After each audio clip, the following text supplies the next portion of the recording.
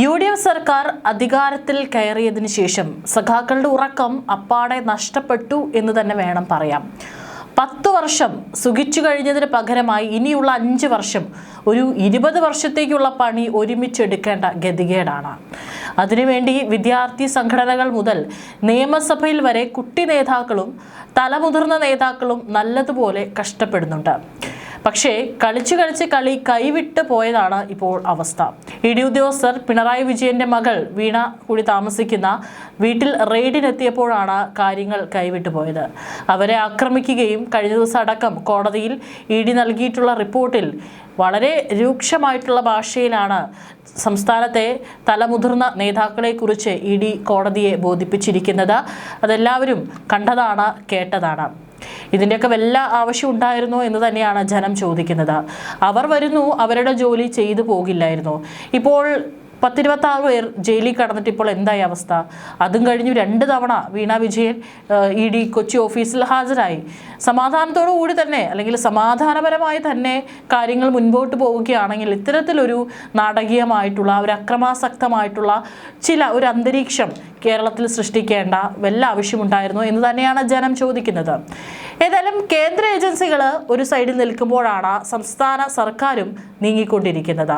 കേന്ദ്ര ഏജൻസികൾ അന്വേഷണങ്ങൾക്ക് പിന്നാലെ സംസ്ഥാന ഭരണകക്ഷികൾ CPM-നെ കൂടുതൽ രാഷ്ട്രീയ പ്രതിസന്ധിയിലേക്ക് ഇപ്പോൾ എത്തിക്കുകയാണ്. തലസ്ഥാനത്ത് പുതിയ നിയമ പോരാട്ടമാണ് നടക്കുന്നത്. സെക്രട്ടേറിയറ്റ് മാർച്ചിൽ പോലീസുകാർക്ക് നേരെ ഇതുവരെ ഒരാളും ഉപയോഗിക്കാത്ത തരത്തിലുള്ള മാരകമായ രീതിയിലുള്ള ബ്ലേഡ് പ്രയോഗം നടത്തിയെന്ന കേസിൽ ഇപ്പോൾ SFI തിരുവനന്തപുരം ജില്ലാ സെക്രട്ടറി MA നന്ദനെ പോലീസ് നാടകീയമായി അറസ്റ്റ് ചെയ്തിരിക്കുകയാണ്. അതായത് പ്രതിഷേധിക്കാനുള്ള അല്ലെങ്കിൽ സമരം ചെയ്യാനുള്ള അവകാശം എല്ലാവർക്കുമുണ്ട്. പക്ഷെ അത് ന്യായമായിട്ടുള്ള അല്ലെങ്കിൽ അക്രമാസക്തമായിട്ടുള്ള വഴികളിലൂടെ ആകരുത്. CPM തിരുവനന്തപുരം ജില്ലാ കമ്മിറ്റി ഓഫീസിൽ അവിടെ നിന്ന് തന്നെയാണ് പുറത്തേക്ക് വന്നത്. അതായത് മേട്ടുകടയിലാണുള്ളത്. അവിടെ നിന്ന് പുറത്തേക്ക് വന്ന നന്ദനെ വൻ പോലീസ് സന്നാഹം വളഞ്ഞു വെച്ച് കസ്റ്റഡിയിലെടുക്കുകയായിരുന്നു. പാർട്ടി കോട്ടയ്ക്ക് തൊട്ടു മുന്നിൽ വെച്ചുണ്ടായ ഈ മിന്നൽ അറസ്റ്റ് ജനാധിപത്യ മുന്നണിക്കും CPM-നും വലിയ രാഷ്ട്രീയ ആഘാതമായി മാറിയിരിക്കുകയാണ്. പണ്ട് ഒരു ധാരണയുണ്ടായിരുന്നു, പാർട്ടി ഓഫീസിൽ കയറിയോ അല്ലെങ്കിൽ പാർട്ടി ഓഫീസിന്റെ ചുറ്റുവട്ടത്ത് നിന്നോ ഒരു പാർട്ടി കോട്ടയിൽ കയറിയോ പോലീസിനെ, അതായത് എതിർപക്ഷത്തുള്ള ഭരിക്കുന്ന സമയത്ത് പോലീസുകാർക്ക് അവരെ അറസ്റ്റ് ചെയ്ത് കൊണ്ടുപോകാൻ ഭയമാണ്, മടിയാണ് എന്നൊക്കെ. പക്ഷെ ഇന്ന് കാലം മാറി. കൃത്യമായിട്ട് തന്നെ ആഭ്യന്തരമന്ത്രിയായിട്ടുള്ള രമേശ് ചെന്നിത്തല അദ്ദേഹം നിർദ്ദേശം നൽകിയിട്ടുണ്ട്. പ്രത്യേകിച്ച് ഈ ഒരു കേസ് വന്നപ്പോൾ, അതായത് സാധാരണ രീതിയിൽ സമരം നടക്കുമ്പോഴാണ് ബ്ലേഡുകൾ പോലീസുകാർക്ക് നേരെ അല്ലെങ്കിൽ അവരെ കീറി മുറിക്കാനായിട്ട് ബ്ലേഡുകളുമായിട്ട് SFI സമരത്തിന് എത്തിയത്. സംസ്ഥാന നേതാക്കളായ president M Sivaprasad, secretary PS Sanjeev എന്നിവരടക്കം കണ്ടാൽ അറിയാവുന്ന 100ഓളം SFI പ്രവർത്തകർക്കെതിരെയാണ് പോലീസ് നിലവിൽ വധശ്രമത്തിന് കേസെടുത്തിരിക്കുന്നത്. ED കേസുകൾ പോലെ തന്നെ പാർട്ടിയെയും വിദ്യാർത്ഥി സംഘടനയെയും വരിഞ്ഞു മുറുക്കുന്ന കടുത്ത വകുപ്പുകളാണ് പുതിയ കേസിൽ പോലീസ് ചുമത്തിയിരിക്കുന്നത് എന്നതിനാൽ വരും ദിവസങ്ങളിൽ കൂടുതൽ പ്രമുഖ നേതാക്കളുടെ അറസ്റ്റിലേക്ക് കാര്യങ്ങൾ നീങ്ങുമെന്നാണ് സൂചന. IHRD ഫീസ് വർധനയ്ക്കെതിരെ കഴിഞ്ഞ ജൂൺ 24-നാണ് SFI സംഘടിപ്പിച്ച സെക്രട്ടേറിയറ്റ് മാർച്ചാണ് വൻ സംഘർഷത്തിനും ഒടുവിൽ ചരിത്രത്തിൽ ആദ്യമായി ബ്ലേഡ് ആക്രമണമെന്ന ഗുരുതര ആരോപണത്തിലും കലാശിച്ചത്. സാധാരണ പോലെ തന്നെ യൂണിവേഴ്സിറ്റി കോളേജിന് മുമ്പിൽ നിന്നാണ് SFI 10-30 ആളുകളുമായിട്ട് പ്രതിഷേധവുമായിട്ട് വരുന്നത്. പിന്നീട് സെക്രട്ടേറിയറ്റിന് മുൻപിലെത്തി. അതിനുശേഷം പോലീസുമായി ഒരു ഏറ്റുമുട്ടലാണ് അവിടെ ഉണ്ടായത്. ബാരിക്കേഡ് മറിച്ചിടാനും പോലീസുകാരെ ആക്രമിക്കാനും ശ്രമിച്ചു. കേസിൽ പ്രതിയായ ജില്ലാ സെക്രട്ടറി നന്ദൻ ഒളിവിൽ പോകാതെ പാർട്ടി ഓഫീസിനുള്ളിൽ അഭയം തേടുകയായിരുന്നു. ഇന്നലെ ഉച്ചയോടെ ജില്ലാ കമ്മിറ്റി ഓഫീസിൽ നിന്ന് പുറത്തിറങ്ങിയ നന്ദനെ നേരത്തെ തന്നെ രഹസ്യ വിവരത്തിന്റെ അടിസ്ഥാനത്തിൽ കാത്തുനിന്ന കന്റോൺമെന്റ് പോലീസ് സംഘം നിമിഷങ്ങൾക്കകമാണ് ജീപ്പിലേക്ക് കയറ്റിയത്. അതായത് ഈ സംഭവം നടന്ന് ആ ദിവസം മുതൽ തന്നെ പാർട്ടി ഓഫീസിൽ ഒളിവിൽ കഴിയുകയായിരുന്നു. പക്ഷേ ഇന്നലെ ഒരു നിമിഷത്തേക്ക് പുറത്തിറങ്ങിയപ്പോൾ അവിടെ പോലീസുകാരുണ്ടായിരുന്നു. അവർ വളഞ്ഞാണ് നന്ദനെ പിടികൂടിയത്. പാർട്ടി ഓഫീസിന് മുന്നിൽ വെച്ച് ജില്ലയിലെ പ്രധാന നേതാവിനെ തന്നെ പിടികൂടാൻ പോലീസ് കാണിച്ച ആർജവം സർക്കാരിനെയും പാർട്ടിയെയും അണികൾക്ക് മുന്നിൽ പ്രതിക്കൂട്ടിലാക്കിയിരിക്കുകയാണ്.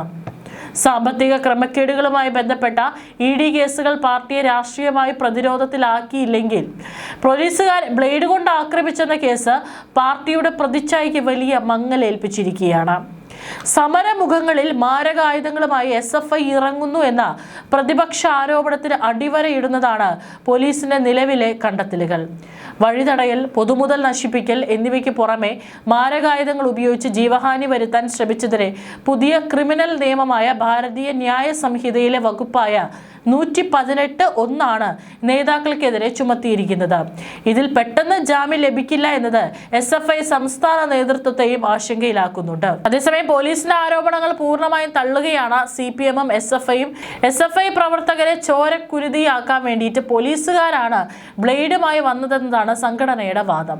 ആക്രമണത്തിൽ 5ഓളം പോലീസുകാർക്ക് പരിക്കേറ്റതായി സിറ്റി പോലീസ് കമ്മീഷണർ പറയുമ്പോൾ 20ഓളം വിദ്യാർത്ഥി പ്രതിനിധികൾക്ക് പോലീസിന്റെ ക്രൂരമർദ്ദനമേറ്റതായി SFI ആരോപിക്കുന്നു. സമരത്തിന് നേരെയുണ്ടായ പോലീസ് നരനായാട്ടിനെ കുറിച്ച് സമഗ്രമായ അന്വേഷണം വേണമെന്നും പോലീസിന്റെ ബ്ലേഡ് കഥ കെട്ടിച്ചമച്ചതാണെന്നും കാണിച്ച് SFI സംസ്ഥാന നേതൃത്വം DGPക്ക് പരാതി നൽകിയിട്ടുണ്ട്.